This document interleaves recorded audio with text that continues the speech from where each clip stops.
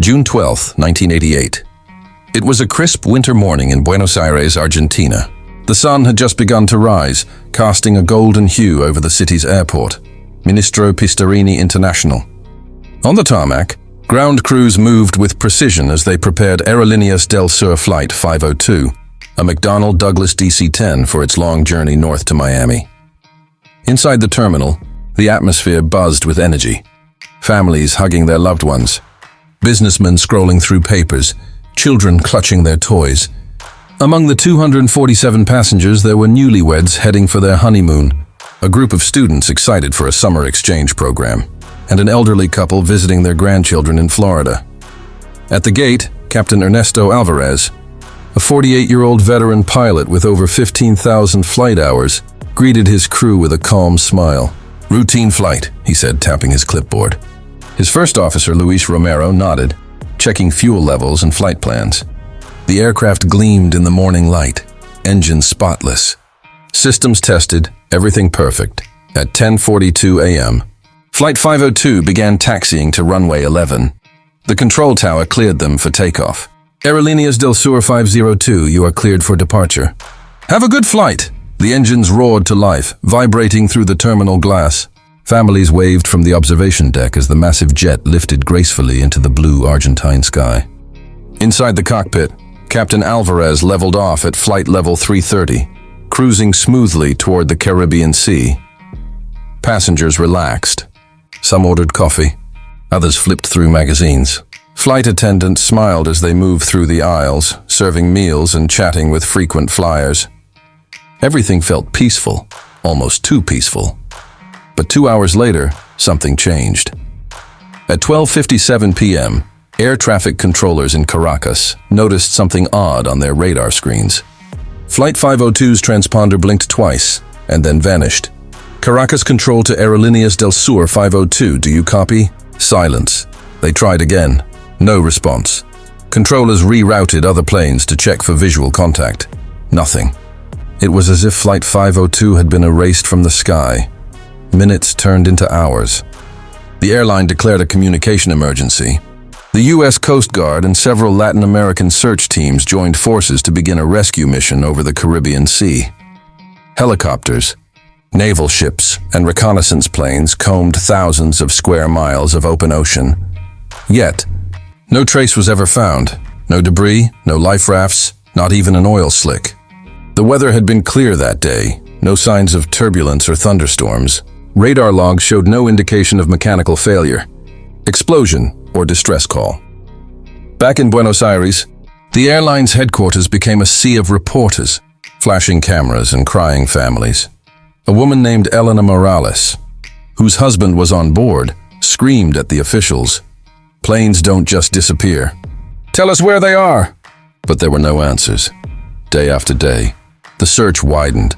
From Cuba's northern waters to the Bahamas, still nothing. Weeks passed. Hope turned to despair. Investigators proposed theories: electrical malfunction, mid-air explosion, hijacking, even possible entry into the Bermuda Triangle, though experts dismissed it as superstition. By August 1988, 2 months after takeoff, Flight 502 was officially declared lost. The airline held a memorial ceremony in Buenos Aires. 247 names were read aloud as candles flickered beneath a massive framed photograph of the aircraft. Captain Alvarez's wife, Maria, stood quietly in the front row, clutching her husband's cap. Tears streamed down her face as she whispered, "You promised you'd come back." The world moved on. For most, Flight 502 became another tragic entry in aviation history, a mystery buried beneath the waves. But deep inside the aviation community, whispers continued. Pilots reported strange radar blips in the same region. Fishermen along the Venezuelan coast claimed to have heard a low rumble in the night, as if a jet was flying overhead with its lights off. No one could prove it, but those who had lost someone on Flight 502 never stopped, believing 37 years later they would finally get their answer. But in 1988, all they had was silence and an empty sky that refused to tell its secrets. The story of Flight 502 had just begun. In the years that followed the disappearance of Flight 502, the world watched, speculated, and eventually forgot. For a while, it was front-page news. The plane that vanished. Flight 502, mystery deepens. Families demand answers. But as months turned into years, headlines faded and the public's attention shifted to other disasters, other tragedies. The memory of Flight 502 was slowly buried under time, but not erased. The families, however, never stopped searching. Every anniversary, they gathered at the memorial site in Buenos Aires, lighting candles, laying flowers, whispering prayers into the wind. Among them was Elena Morales, the widow of Captain Ernesto Alvarez. Each year, she'd stand before the engraved list of names, her fingers tracing her husband's name. Her hair turned silver, her hands wrinkled, but her belief never died. "He's out there," she'd say softly. The sea doesn't take everything. Governments had closed the case. The official explanation: lost at sea, presumed crashed due to unknown failure. But independent researchers and aviation enthusiasts continued their hunt, combing through radar data, witness testimonies, and declassified documents. Then came the conspiracy theories. Some believed the plane was hijacked and landed secretly in Cuba. Others claimed it entered the Bermuda Triangle, that electromagnetic anomalies caused it to slip through a time distortion. Paranormal magazines loved the story.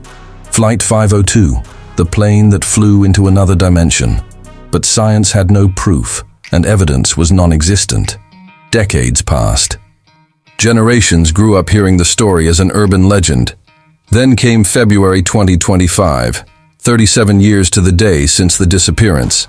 At a small Venezuelan airstrip near Lake Maracaibo, Pilot Ricardo Mendoza, flying a private cargo run to Georgetown, Guyana, noticed something strange on his radar. A large metallic object appeared suddenly, hovering low, then vanishing. At first, he dismissed it as interference. But as his aircraft passed over a dense, swampy region known as La Zona Verde, the green zone, his co-pilot gasped. "Ricardo, look at that." Below them, through the thick fog and vines, lay the unmistakable outline of an airplane, a full-sized passenger jet. White and silver, half submerged in mud but remarkably intact. Mendoza circled twice. His heart pounded. The plane looked old, with engines and markings unlike any modern aircraft. On the tail, faded by decades of weather, he saw something that made his breath catch. Aerolíneas del Sur, Flight 502. He turned to his co-pilot. This can't be real." That plane disappeared in 1988. They took photos with their onboard camera and radioed the Venezuelan aviation authorities. Within hours, air traffic control relayed the report to the Argentinian embassy. The next day, news broke across Latin American networks. Possible discovery of long-lost Flight 502 in Venezuelan jungle. At first, authorities were skeptical. Dozens of fake sightings had been reported over the years. But the satellite images confirmed it. A commercial airliner, buried deep within the rainforest. Its fuselage intact and untouched by scavengers or decay. An international investigation team was formed. Venezuelan military escorts, Argentine aviation experts and journalists who remembered the story from their youth. They called it Operation Solitude. It took them 2 weeks to reach the site. The swamp was nearly impassable. Thick vegetation, poisonous insects, and unpredictable weather. Drones were sent first, capturing haunting footage of a massive jet resting silently among the trees. The jungle had grown around it, vines twisting across the wings, moss covering the cockpit glass. When the team finally arrived on foot, the scene stunned them. The aircraft was indeed Aerolíneas del Sur Flight 502, perfectly preserved as if it had landed only days ago. The windows were cracked but not shattered. The engines were rusted yet intact. And strangest of all, the paint on the fuselage still bore its blue and white stripes, barely faded despite 37 years in tropical humidity. There were no signs of a crash. No broken wings, no burn marks, no torn metal. It was as if the plane had gently set down and gone to sleep. Investigators cautiously entered the cabin. The door opened with a metallic groan. Inside, the air was dry, stale but breathable. Dust floated in the sunlight streaming through the windows. Seats were neatly aligned. Overhead bins were closed. Magazines dated June 1988 still rested in seat pockets. Coffee cups sat on tray tables, half filled with a brownish residue. It looked frozen in time. One of the investigators whispered, "It's like they just disappeared." No human remains were found. No bones, no clothing, nothing. Only silence, the kind that feels alive. On the cockpit dashboard, the dense Venezuelan jungle was eerily still as the search convoy trudged forward, each step sinking into the wet, mossy ground.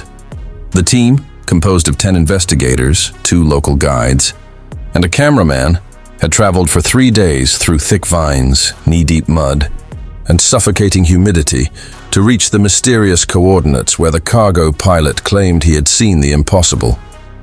As the sun began to dip behind the canopy, a sharp beam of light cut through the trees. Someone shouted, "Allí está! Over there!" And there it was. The enormous silver fuselage of Aerolíneas del Sur Flight 502, half buried in green, its tail jutting out like a ghost of the past. The team froze. The plane looked ancient, but intact, its wings still attached, engines rusted but recognizable, and the faded airline logo barely visible beneath the vines. The name Flight 502 could still be read, etched in dirt and time. It shouldn't have been there. Not after 37 years, not in one piece. The lead investigator, Dr. Javier Morales, raised his hand and whispered, "No one touches anything until we document every detail." The cameraman began to record, his voice trembling as he described what they saw. The aircraft appears undamaged. No visible signs of a crash. Vegetation grown around, not through it.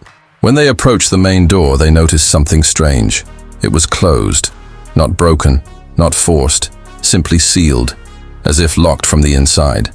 After a few tense minutes of prying it open, the heavy door finally gave way with a long, hollow creak that echoed through the jungle. A blast of dry, stale air escaped the cabin. The first thing they noticed was the silence. No birds, no insects, just an overwhelming quiet, the kind that makes your skin crawl. Flashlights pierced the darkness inside. Every seat was in place, rows neat and undisturbed.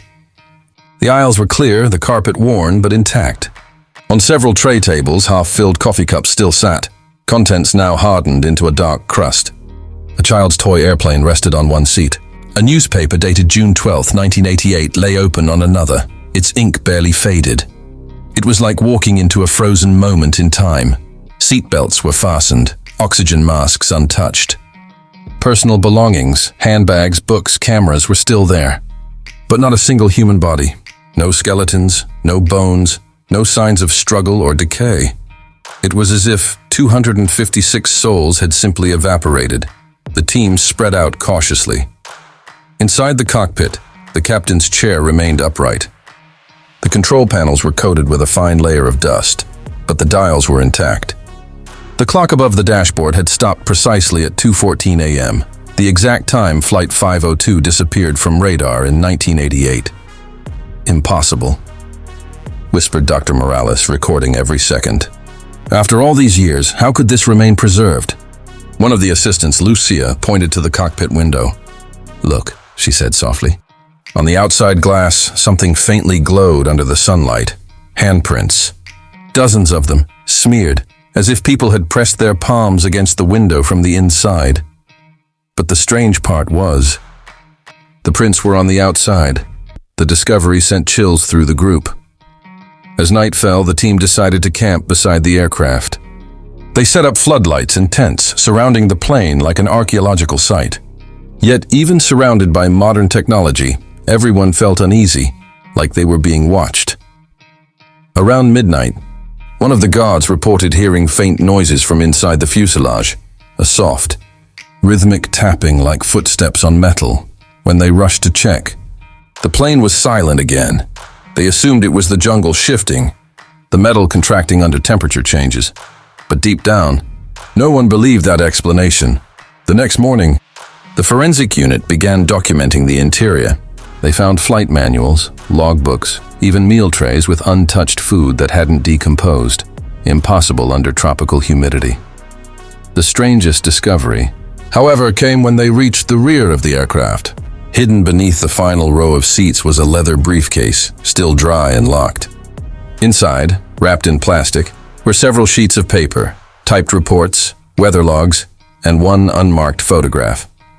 The photo showed the crew standing beside the plane before departure in 1988. But one figure in the picture didn't match any crew manifest. A tall man in a gray suit, face partially turned away from the camera. No one could identify him. Dr. Morales noted, this photo was never released publicly. It must have been taken right before the flight boarded. The investigation team worked in silence, unease spreading with every discovery.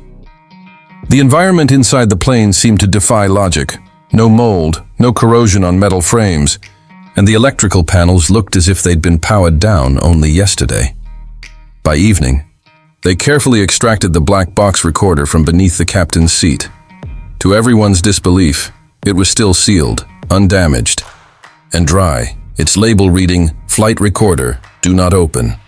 As Dr. Morales held it in his hands, he whispered, "This might tell us what really happened that night." The team prepared to transport the recorder back to Caracas for analysis. But as they loaded their gear, Lucia looked back one last time at the jet, its silver body gleaming faintly under the jungle sun. For a moment, she swore she saw something through the cockpit glass, a shadowed figure sitting in the captain's seat, staring back at her. She blinked. It was gone. That night, she didn't speak a word. The lost Flight 502 had finally been found. The black box of Flight 502 was flown under heavy security to the Venezuelan Aviation Research Facility in Caracas.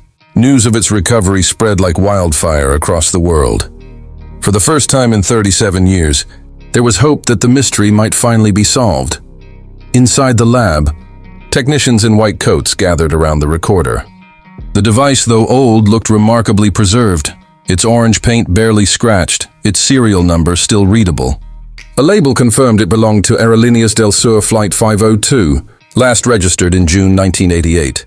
The head investigator, Dr. Javier Morales, stood silently behind the glass as the engineers powered it up. Reporters waited outside, cameras flashing, but inside that sealed room, time stood still. The moment the tape began to roll, static hissed through the speakers. The room fell silent. Then, a trembling voice broke through, the unmistakable tone of Captain Ernesto Alvarez. "Buenos Aires Control.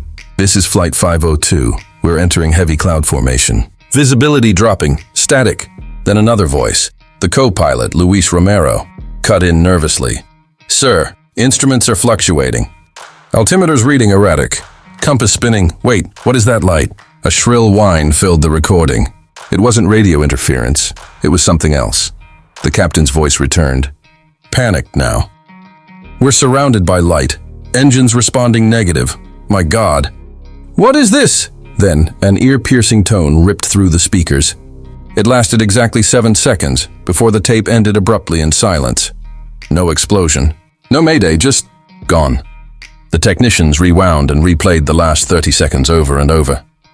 Each time, the sound pattern was identical, except for faint whispers buried beneath the static, almost like overlapping voices. When filtered, one sentence could be faintly heard. "They're not supposed to be here." The lab fell silent. Audio specialists from the US and Argentina confirmed the tape was genuine. No tampering, no data corruption. Yet the signal contained frequencies not typical of standard cockpit communication, as if the recorder had captured electromagnetic interference from somewhere else. Days later, investigators analyzed the flight manifest found in the cockpit. It was a typed, weathered document listing all 247 passengers and 9 crew. But at the very bottom, typed faintly, almost hidden, was an additional name. Passenger 258, unknown, seat 24A. That seat, when checked in the recovered plane, showed something deeply unsettling. While every other seat was dusty and decayed, 24A was spotless, clean, untouched, as if someone had been sitting there moments ago. The discovery leaked to the press. Headlines exploded. Flight 502 returns with a missing passenger list. The man in seat 24A. Who was he? The airline's archived records showed no passenger assigned to that seat on the original 1988 manifest. No one knew who added the name or when. Meanwhile, strange phenomena began to plague the recovery site in the jungle. The guards reported hearing radio transmissions at night, soft, distant voices repeating numbers and coordinates. One worker swore he saw the plane's cabin lights flicker on for a few seconds before going dark again. Back at the lab, electromagnetic readings from the black box showed traces of radiation consistent with atmospheric plasma bursts, something usually found only in upper atmospheric lightning or, in rare cases, near magnetic anomalies. Experts were baffled. Some suggested the plane might have flown into a temporal anomaly, a region where space-time bent for a fraction of a second. Others speculated a powerful storm could have displaced it into a remote area before corrosion somehow froze in perfect preservation. But none of these explanations could answer one haunting question. Where were the passengers? Months passed and still no human remains were found. DNA sampling of the interior produced no organic residue. No hair, no skin, no fingerprints. It was as if 256 people had simply ceased to exist. The governments of Venezuela and Argentina finally declared the case classified, citing national aviation security. The plane was sealed inside a military hangar outside Caracas. Researchers who had worked on the analysis were ordered not to speak publicly, but secrets never stay buried. An anonymous video surfaced on the dark web weeks later, grainy footage of the black box playback session. It captured the moment right after the high-pitched tone. For a split second, a faint human scream could be heard, followed by a deep, distorted voice whispering something indecipherable. Online forums lit up with speculation. Some believed Flight 502 had crossed into another dimension, only to reappear decades later. Others claimed the extra passenger in seat 24A was never human to begin with. Elena Morales, the captain's widow, now in her 80s, saw the footage from her small home in Buenos Aires. She pressed her fingers to her lips as tears rolled down her face. "He wasn't lost," she said softly. "He just went somewhere else." To this day, no scientific explanation exists. The aircraft remains preserved, sealed away from public view. Governments deny any paranormal involvement, but eyewitnesses, local villagers near the jungle, still whisper stories of a faint hum that echoes through the trees on certain nights. Like engines idling in the dark, they say sometimes. When the clouds roll low and the moon turns red, you can see the outline of an old jet gliding silently above the canopy. Its lights flickering, its engines whispering in the wind. Flight 502, still flying its endless route through the unknown. The plane that vanished without a trace and came back from nowhere.